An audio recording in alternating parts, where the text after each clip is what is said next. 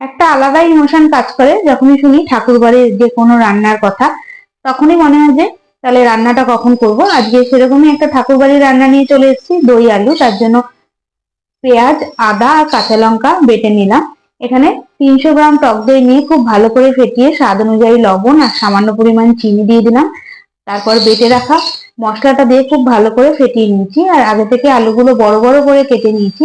আলুগুলো দিয়ে দইয়ের মধ্যে ভালো করে মিশিয়ে নিচ্ছি। এবার এর মধ্যে দিয়ে দেবো পরিমাণ অনুযায়ী সর্ষের তেল। সর্ষের তেল দিয়ে আবারও বেশ খানিকের মতো মেখে গ্যাসে কড়াই বসিয়ে দিলাম। তারপর মেখে রাখা আলু দিয়ে হাই ফ্লেমে 10 মিনিট মতো নাড়াচাড়া করে নিচ্ছি। তারপর যখন দই থেকে জল বার হতে শুরু করে দেবে, গ্যাস সিম করে আরো 15 মিনিট মতো রান্না করব ঢাকনা দিয়ে।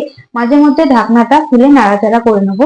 আলুগুলো এখনো সিদ্ধ হয়নি, আরো 3 থেকে 4 মিনিট মতো ঢেকে রান্না করছি। এবার গ্যাস বন্ধ করে দেবো। তার আগে দিয়ে দিলাম বেশ খানিকটা কাঁচা লঙ্কা।